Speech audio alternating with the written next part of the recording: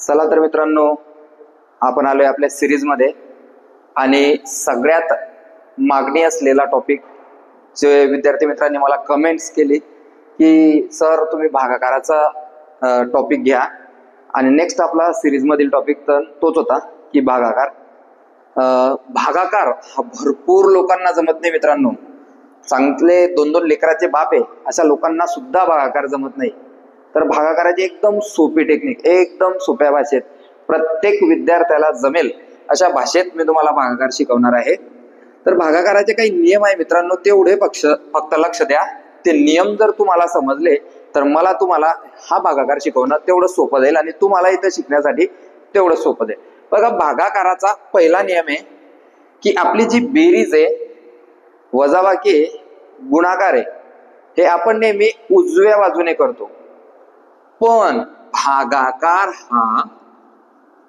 भागाकार डाव्या बाजूने सुरू होतो.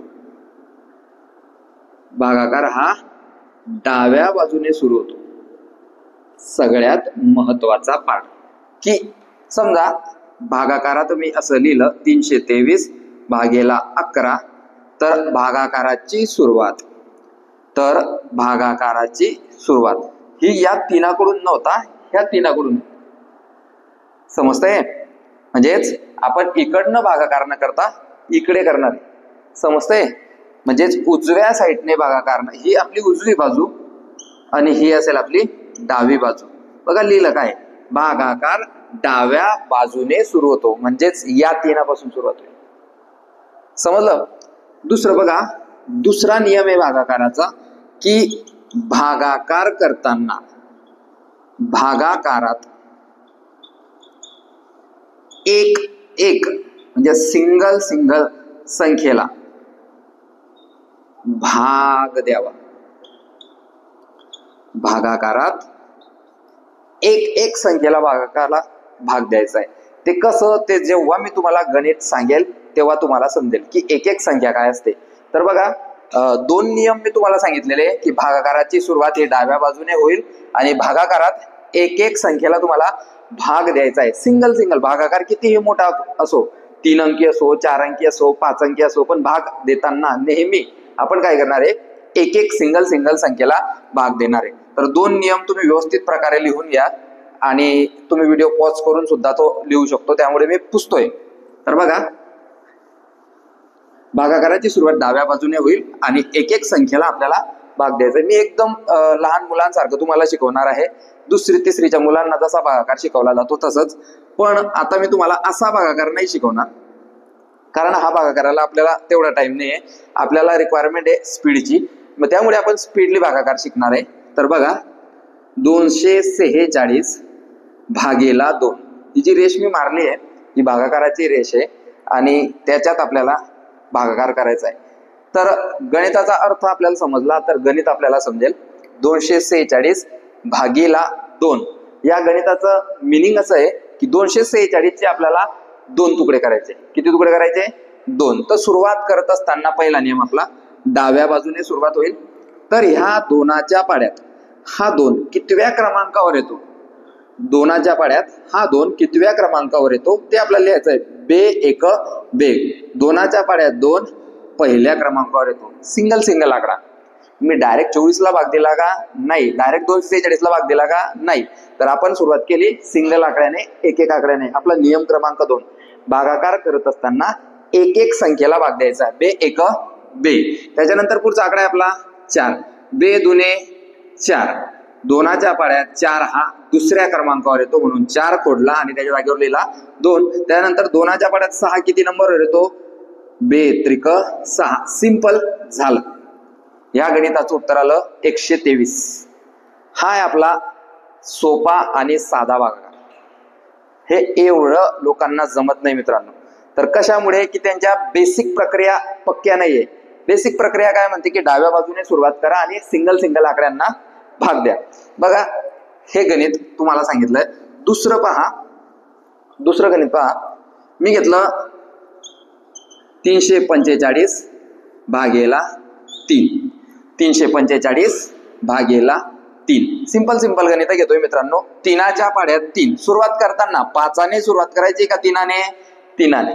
डाव्या बाजूने लिहून घेतलंय ना आपण पहिल्या नियमात, डाव्या बाजूने सुरुवात करायची. 3च्या पाड्यात 3 कितव्या क्रमांकावर येतो? पहिल्या. 3 3. मित्रांनो इथून आपल्या खऱ्या भागाकाराला सुरुवात होते. आता पुढचा आकडा आहे आपला 4, पण 4 हा 3च्या पाड्यात येत नाही. मग 3च्या पाड्यात येत नसेल तर ह्या 3च्या पाड्यात येणारी अशी संख्या, ह्या 3च्या पाड्यात येणारी अशी संख्या जी या 4पेक्षा लहान आहे, तर ती आहे 3. म्हणजेच 3 1 3. मग 3 1 किती घेतले आपण? 3. ह्या 4मधून हा 3 गेला तर आपला वजाबाकी आली 15. किती आली? 15. पण जो वजाबाकी आलेला 1 उरला ना, तो 1 कुठे लिहिला पहा आम्ही. जो पुढचा आकडा आपल्याला घ्यायचा आहे 5, त्याच्या अगोदर लिहिला. त्याच्या अगोदर लिहिल्यामुळे हे किती झालं? 15. हे किती झालं? 15. मग आता 3च्या पाड्यात 15 कितव्या क्रमांकावर येतो ते पाहू. 3 1 3. 3 2 6. 3 3 9. 3 4 12. 3 5 15. 3च्या पाड्यात 15 5व्या क्रमांकावर येतो. ह्या गणिताचं उत्तर झालेलं असेल 115. क्लिअर आहे? हे नाही समजलं मित्रांनो तर पुढचं पहा. 4816 भागीला 4. 4816 भागीला 4. सिंपल तोच नियम.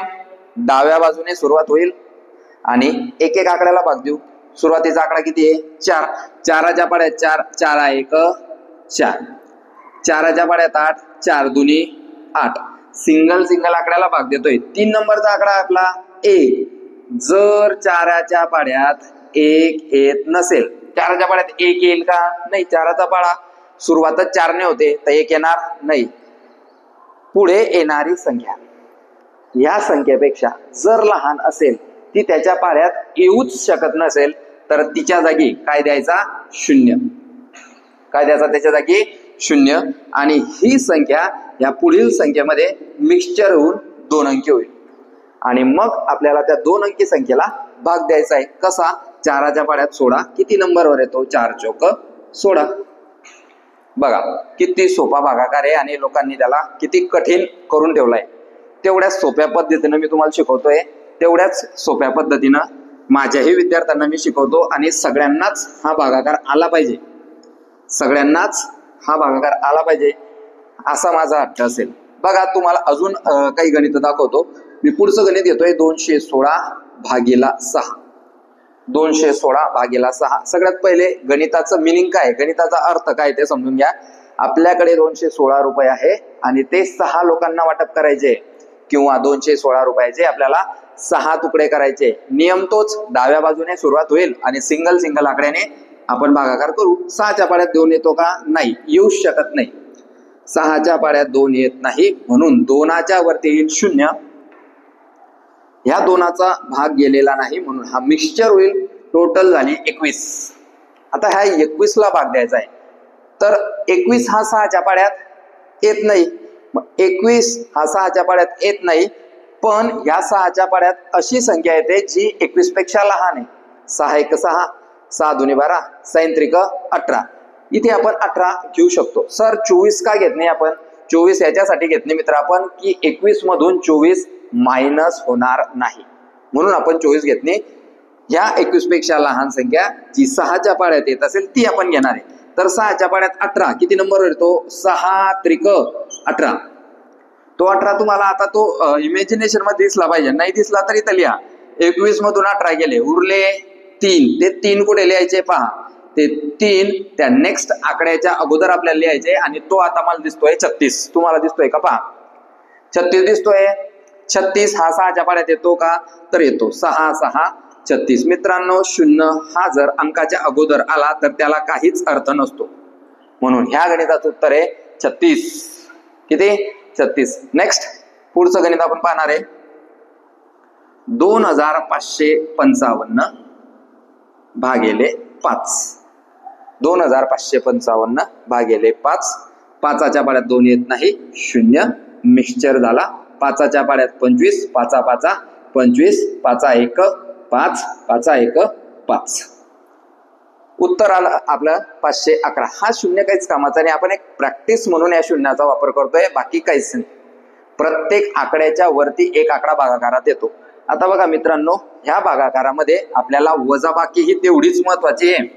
तर मी एक गणित जे आपल्याला दुसरी तिसरी मध्ये भागाकाराचं शिकवलेलं होतं ते पाहू. बघा कसा भागाकार आपल्याला शिकवलेला होता.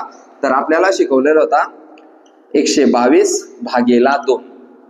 आता भागाकार करत असताना डाव्या बाजूने सुरुवात, दोनाच्या पाड्यात 1 येत नाही, 0, दोनाच्या पाड्यात 12 येतो, बेसक 12. म्हणजे ते बघा, जसं गुणाकारात दोन आकड्यांची बेरीज होत होती तसं भागाकारात दोन आकड्यांची काय होते, वजाबाकी. 12 मधून 12 गेले 0, हा आकडा आपण खाली येत होतो, हा 2 इथे. परत दोनाच्या पाड्यात 2 किती नंबर येतो, 1, बे बे, आणि 2 आणि 2, दोनातून 2 गेले 0. याला आपण म्हणत होते बाकी.